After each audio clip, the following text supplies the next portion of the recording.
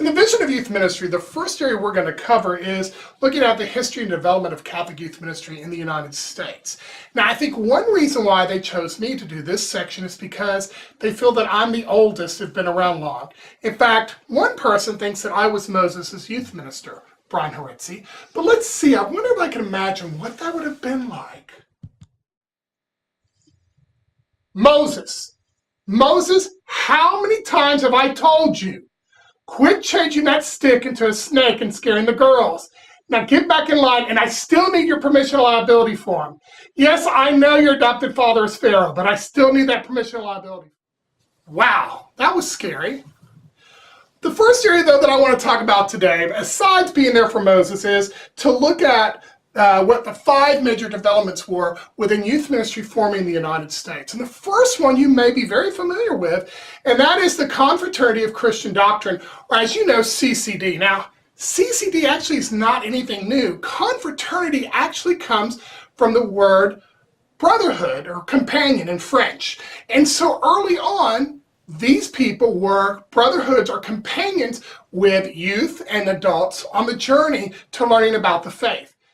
Now, up at the time there, they even decided when they would meet would be on Sundays, because Sundays was the day of the Lord's Day where they would gather. So they would gather for Mass and the agape meal. And before that time, they would sit together with instructions, and they named it Sunday School.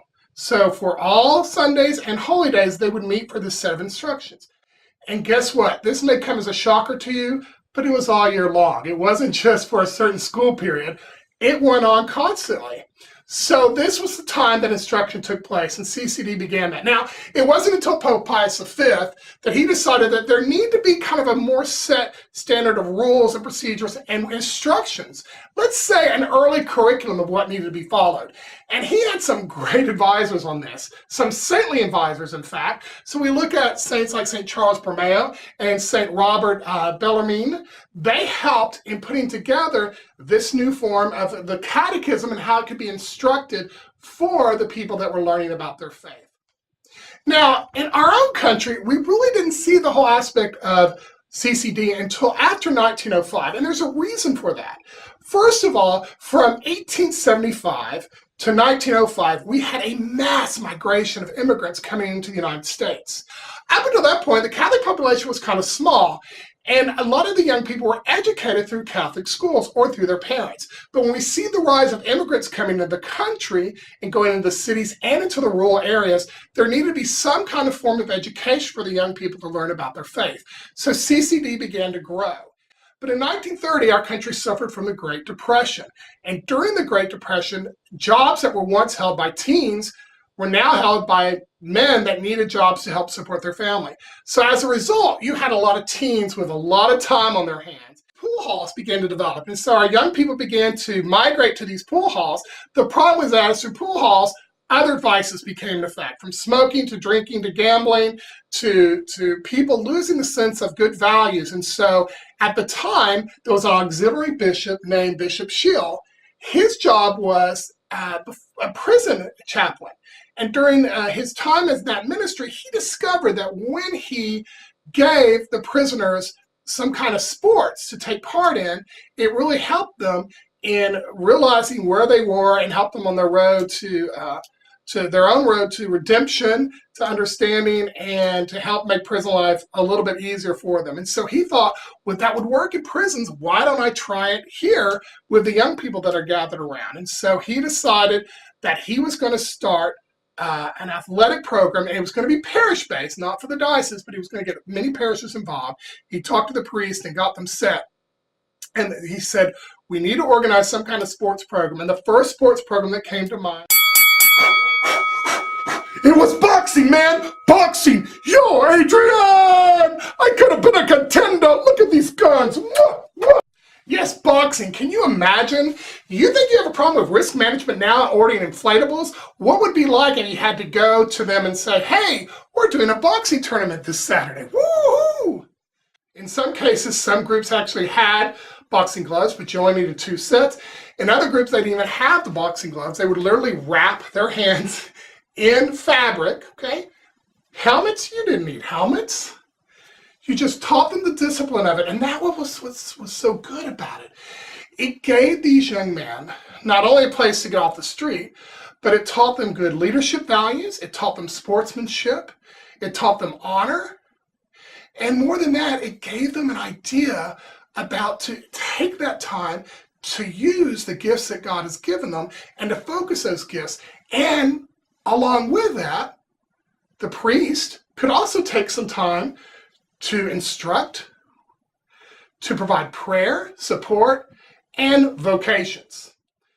But when they saw the number of people that began to attend, they began to open it up for girls as well, not only with sports, but also with social activities, with home economic activities, with programs, retreats, plays, theater, those type of things to, again, allow more young people to see the church as a part of the center of their life.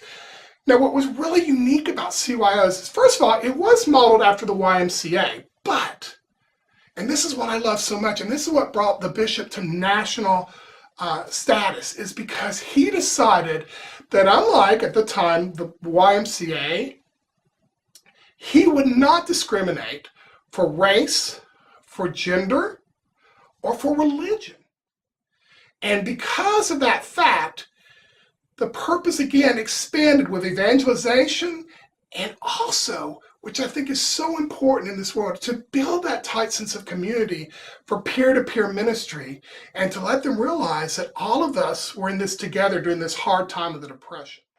Now, also during this time in 1940 and 41, the Vatican had decided that because there were so many different types of organizations for youth in the United States, that they kind of wanted one central area to kind of help monitor those organizations. And so the formation of the National Catholic Youth Council, NCYC, not the NCYC we think of today, but the National Catholic Youth Council was formed. And so its purpose was to make sure, of course, that good Christian ideas were being safeguarded and promoted for our youth, but also it wanted to make sure those organizations, that you didn't have some organizations that may not be following the teachings of the church itself. And so this office was in charge of making sure, coordinating all of those different organizations and events that were going on.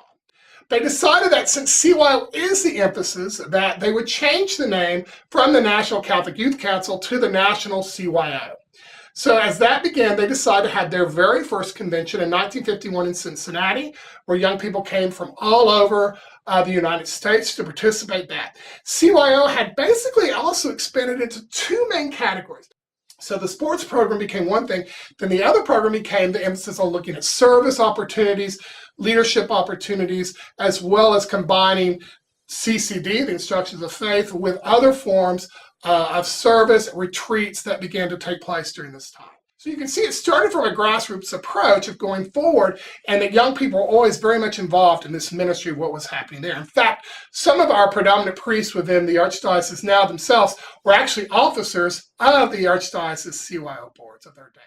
So it was during this time, so the late 60s and early 70s, that youth ministry really began to blossom here in the United States. In fact, because of Vatican II, one of the great benefits we had was, for the first time, we were having youth ministry leaders, paid youth ministry leaders, being hired for parishes. Now, up until that time, it was usually the youngest priest or the newest priest that was forced to be the youth minister. But now we brought about a new profession of youth ministry within the Catholic Church. And these pioneer youth ministers, their focus became not just on sports, but even more on Catholic social teaching, as we said, incorporating systematic catechesis into everything that was being done, as well as service projects. Advocacy and social justice issues were becoming a very important part of our young people's culture. So CYO and youth ministry at that time also bridged that gap. They recognized the culture at the time, and they helped our young people be able to incorporate their faith with that culture. Now, unfortunately, in the early 80s, our country was going through a great recession. And the Catholic Conference, the United States Catholic Conference of Bishops, was no exception. They were in trouble with their money, and they didn't want to raise cathedralican tax. So what they decided is they began to look at all the departments that made up the conference. And they realized that any department they felt that could stand alone, they were ready to have them go out on their own. One of those such departments was the National Council for CYO, the federation of that. But they realized that that name had changed, and so they decided that to send them forth, they were now going to be a new type of federation. Now, the scary thing was at that time in 1981 was the fact that the National CYO was in debt $33,000 to the U.S. Conference of Catholic Bishops. It was the National Catholic Girl Scouts and Campfire Girls that actually came to their aid. You see, they had money from religious publications and badges, and so they decided to join with the National Council of CYO and form a brand new group called the National Catholic Youth Foundation. It's this National Catholic Youth Foundation that where we are today. Its purpose also changed, with National CYO being focused on a lot of what we call direct service activities for the young people themselves. This new federation of the National Catholic Youth Ministry, their focus was on adult education, helping the diocesan directors as well as parish directors in youth ministry to get the education and formation they need to make the best possible youth ministry program in the parishes.